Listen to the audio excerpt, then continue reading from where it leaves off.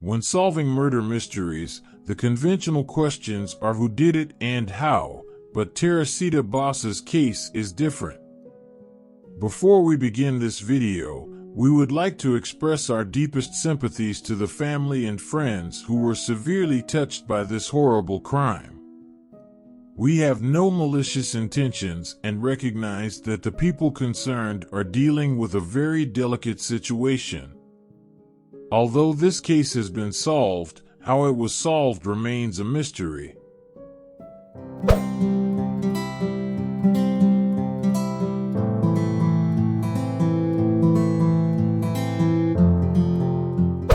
This is Chicago, the third most populous city in the U.S. after New York City and Los Angeles. It is also the most populated city in the U.S. state of Illinois. It is also the most populated city in the Midwest, with 2,746,388 residents according to the 2020 census. The city serves as the administrative center for Cook County, the second most populous county in the United States, and one of the largest metropolitan areas in the world. Chicago is situated on the western shoreline of freshwater Lake Michigan in northeastern Illinois. It is the largest city in the Chicago metropolitan area, which is located near the Great Lakes and in the Midwest. The Chicago Portage, which connects the watersheds of the Mississippi River and the Great Lakes, is where the city is situated on a continental divide. In addition to being located next to Lake Michigan, the city is traversed wholly or partially by two rivers, the Calumet River in the industrial far south side and the Chicago River in the downtown area. Teresita Basa was born in the Philippine city of Dumaguete in 1929 and led a highly privileged existence. She was the only child of a highly successful attorney and his spouse. She earned her degree from Assumption College in Manila and, like most immigrants, came to the United States to pursue her ambitions. She immigrated to the United States in the 1960s, where she graduated from Indiana University with a master's in music before pursuing further studies in inhalation therapy. Basa eventually relocated to Chicago and started working as a respiratory therapist at Edgewater Hospital. She was renowned for being a very reserved and courteous woman who was incredibly committed to her work and gave her patients the best care possible. She also began writing her own book and used to teach free piano lessons to children in her neighborhood. In addition to working extremely hard in her career, she also attended Loyola University to concentrate on her doctoral music thesis. She led a very normal and calm life and didn't drink. Despite not drinking, it was also claimed that she would throw events at her home. Even Teresita's mother took a flight to the United States, but before she departed for the Philippines, she handed Basa a necklace and a pro cocktail ring and asked her to remember her whenever she wore them. Teresita had a lot of stuff, but she purposefully avoided having a boyfriend in her life despite having everything else. A Chicago man had swept her off her feet about 10 years prior. The two had been dating and were on their way to a happily ever after. He had even flown to the Philippines to meet her family and friends. He stayed there for 3 weeks and gained her parents' respect. Nonetheless, he went for a walk one evening and wound himself in the city's red light district. Afterwards, he was discovered naked, intoxicated, and sitting with a teenage girl. When Basa's father learned, he expelled him from their home. Many people assumed that was the last time she dated. She had a lot of admirers, no known haters, and no ex-boyfriends.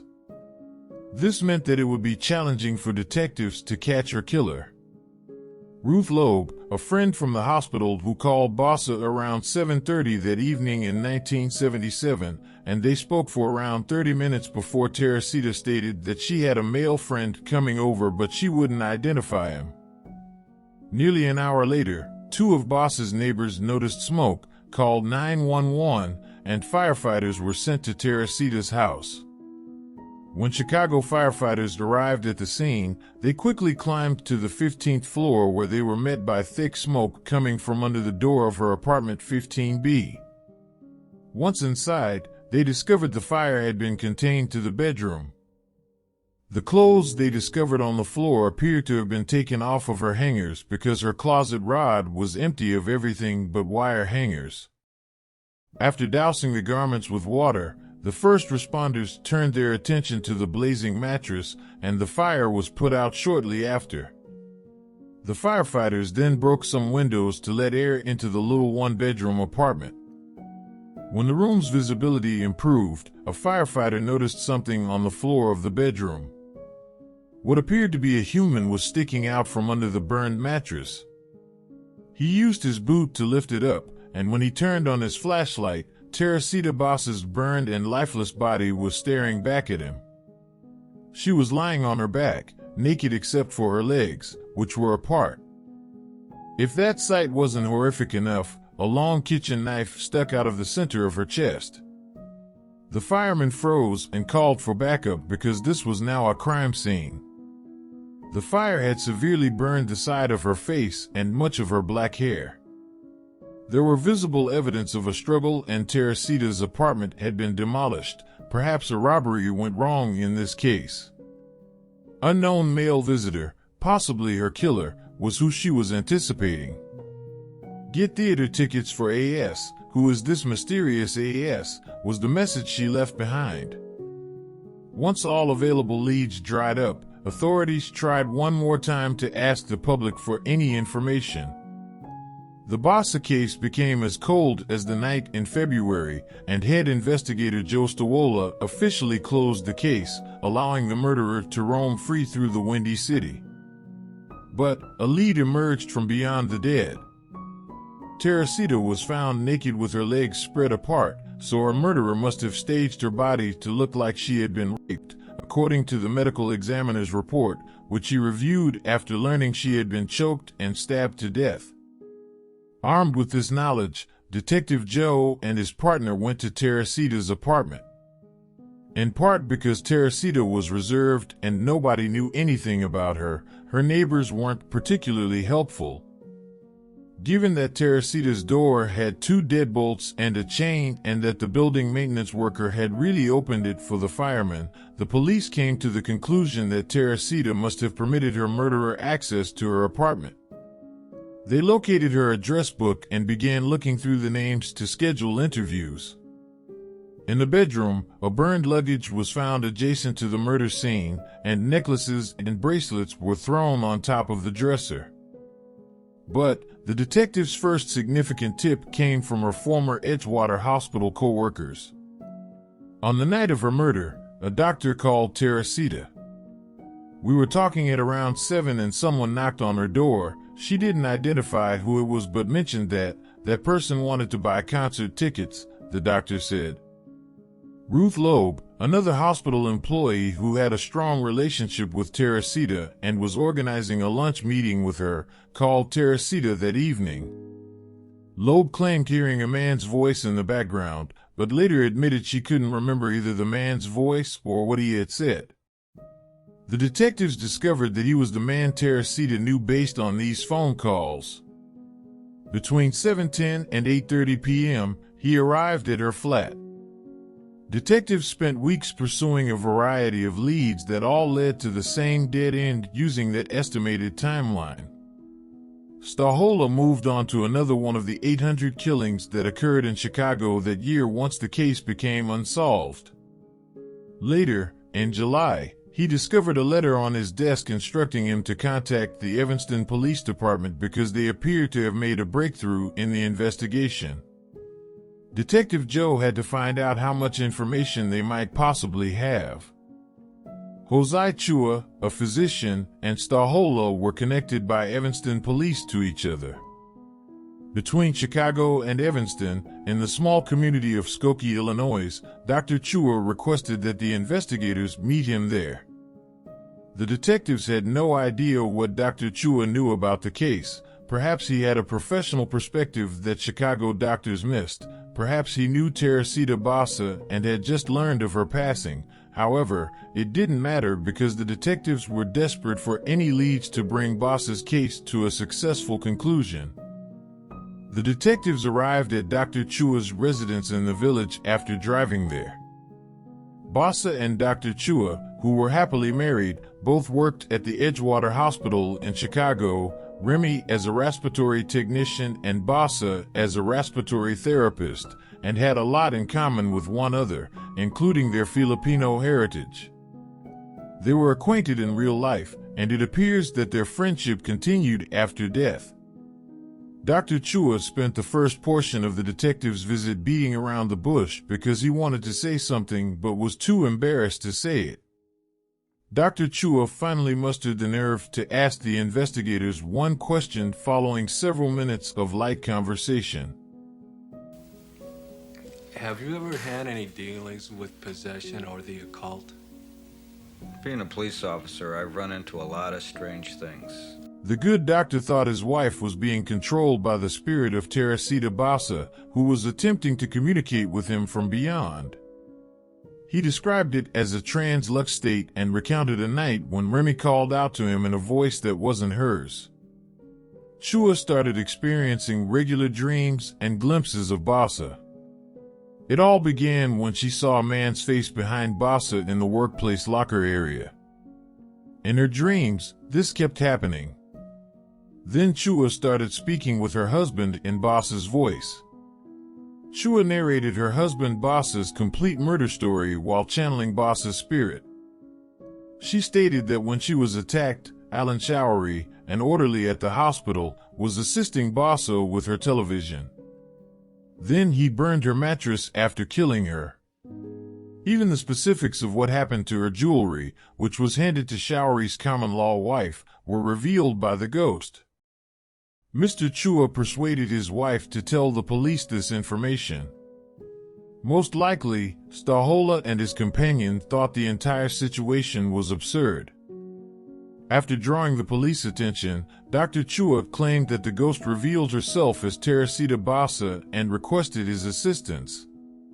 She claimed that someone killed her and that person's name is Alan Showery, who shares the initials AS. For the first time in the course of the inquiry, the detectives had a name to work with. However, who was Alan Showery? How did he know Miss Basa? What motivated him to kill her? Was he the AS she was purchasing theater tickets for? And if so, why? After looking through Alan's earlier records, they discovered accusations of theft, burglary, and rape. They also discovered that Alan's last known address was a block from Teresita Basa's apartment. Alan went from being virtually unknown to being the top suspect, and it all happened because of a ghost. Detective Joe decided that Alan Showery needed to be visited. All three parties involved in this case, the victim, the suspect, and the third person, worked at Chicago's Edgewater Hospital. Once the federal authorities exposed a fraud scheme, the once premier hospital shuttered in 2001. In connection with that affair, 2 patients passed away, doctors were imprisoned, and the former owner left the country. Even if it sounds strange, the victim's ghost took over another person's body and identified Alan as her killer. This is how 2 Chicago police officers ended up at Alan Showery's door, which was located less than a block from Teresa's apartment building. The suspect, who appeared to be in his early 30s and was smiling when he opened the door, asked the investigators if they had come to talk about Teresita Basa, which caught both of them off guard because Ellen seemed almost too eager to see them. He welcomed them inside and promised to meet them at the station to address some questions. Then, he excused himself and asked to change into something more appropriate. The 3 investigators chatted while they waited with his expectant wife and observed a stack of books regarding paranormal phenomena. While Alan and the 2 cops drove to the police station, his wife remained at home. They didn't say a word until Alan finally broke the silence. Alan gushed about Teresita, saying how wonderful she was and how she didn't deserve what had happened to her. He also mentioned how they used to take the bus together to get to and from work, and that occasionally Teresita would call him over for a beer. They entered the interrogation room at the station after arriving. The investigators then began to converse. When the police first questioned him about the last time Teresita saw him before she died, Alan said that it had been 6 months. When the detectives then informed him that they had found his fingerprints all over Alan's apartment, Alan amended his account. The night of Teresita's murder, around 6:30, Alan claimed to have gone to her apartment to fix her broken television but had forgotten to come back and instead spent the rest of the night at home fixing some electrical wiring. He claimed to have known Teresita from work and that her television was broken. Alan said that his wife would support his account, but when they confronted her, she had a different account to share. She claimed that on the evening of Teresa's death, he returned home at around 8 p.m. and remained there for the remainder of the evening. She left Alan home alone and then went out shopping, and there was more. Even though she went out shopping that night, she knows that Alan was not working on their electrical wires because he never did things like that, but was a wave of Yanka's hand that caused them to do a double take. Sidling on the real finger was the same pearl cocktail ring that Teresita's ghost identified. When asked, she said it was a Christmas present from Alan. She also said he gave it to him sometime February. While Teresita was murdered in February 21st, the cops told Yanka to grab her jewelry box and come to the station. At that point, Teresita's cousin, who had been waiting at the station, recognized Teresita's cocktail ring, a necklace, and a few other items. As Detective Joe queried Alan about the ring and ran to the interrogation room, Alan replied that he had purchased it from a man on the street. Detective admitted that he is aware that the jewelry is Teresita's.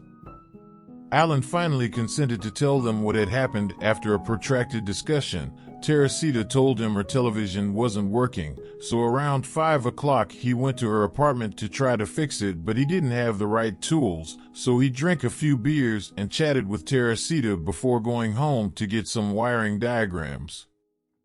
He needed money at the time, so when he was returning to her apartment, he made the decision to rob her. When he got there at 7:30, Teresita was on the phone, so he waited until she was done talking before moving in. When she went to deadbolt the door, he crept up behind her, put her in a full Nelson, and then knocked her out. He brought Teresita's unconscious body into the bedroom, pulled off her clothes, and used a knife from the kitchen to stab her in the chest. However, Teresita didn't have all the money she was supposed to have. Instead, he only discovered $30. He then took that and removed some of her jewelry. Before making his escape, Alan claimed he set fire to a pile of clothing and put a lot of items around the apartment to make it appear as though it had been ransacked. He then allegedly placed a mattress on Teresita's deceased body. Detective Joe also wanted to confirm that Alan was telling the truth and not fabricating a narrative. When he was questioned if he had raped her, he said he didn't. But when the autopsy revealed that she was a virgin, they realized that Alan was telling the truth. When questioned about the stolen jewelry, he claimed to have thrown it away, but in reality, he claimed to have retained the necklace and ring and given them to his wife. The trial was scheduled to begin in October 1978. Investigation into Teresita Basa's murder got underway late on January 20th, 1977. The culprit would ultimately be identified by a ghost, but the police and everyone else believed it. In the end, it would turn out to be one of the oddest and most bizarre murder cases in Chicago history. People from all over the world were quickly interested in the case known as the Voice from the Grave. The case had both genuine crime and the supernatural, and it had an unexpected conclusion. The Tribune noted that Remy Chua's testimony that Basa spoke of her death through my lips was the main focus of Showery's trial, which was called the Voice from the Dead trial. After being transported to the police station, Showery signed a confession after initially denying killing Basa. He claimed to have gone to Basa's house, attacked her, taken her jewelry, and started a fire before leaving. However, Showery then walked back his admission, claiming that police had threatened to detain Kalmuck if he didn't confess. William Swano, his attorney, demanded that the murder accusation be dropped, claiming that the Chua's peculiar tale was the only reason the police had detained him. Swano added, "To my knowledge, no guy has ever been detained as a result of a spiritual vision. Police have never before heard a voice from the afterlife give them the name of a criminal." Nonetheless, the judge concluded that the case should proceed. It's unlikely that the prosecutor's office will cross-examine the voice, according to a prosecutor's office spokesperson who spoke to the Washington Post. Really, the supernatural component of this trial doesn't interest us. The voice served as a first indication, but the proof emerged on its own.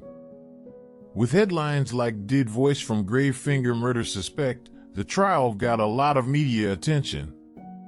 A deadlocked jury resulted in a mistrial being declared. To his admission of guilt, he received a 14-year sentence for killing, robbing, and setting fires. So was a man indeed sentenced to prison by a voice from the grave? Or is there a less interesting explanation possible? Remy Chua and Showery did collaborate, so it's possible that Chua learned anything damaging about Showery from the medical center. Also, it's probable that Chua developed animosity for Showery due to rumors that he had voiced concerns regarding the quality of her work. In court, Showery's attorneys reportedly tried to argue that Chua was the real killer since she had sold Showery the jewelry, explaining why his wife had it, and had come up with the possession theory after losing her employment at the hospital. Chua was never actually considered a suspect, Selzer notes, nevertheless. The Chuas later collaborated with their friend Carol Mercado to write the book A Voice from the Dead. Everyone wants to think there is life after death, according to Dr. Chua. The case was discussed in an episode of Unsolved Mysteries, and Voice from the Grave, a 1996 television movie, was based on it. According to John Cosgrove, the executive producer of the film, Chua's life had normalized in the years after the murder and trial. He told the Chicago Tribune there are no more psychic or paranormal experiences in her life. She leads a peaceful life. She disliked the spotlight of the 1978 to 1979 media. Only 6 years after Basa's passing, in 1983, they released Showery from prison. He continued to live a quiet life after that. Do you believe Teresita Basa successfully resolved her own case? Please provide feedback in the section below. Until the next video, take care.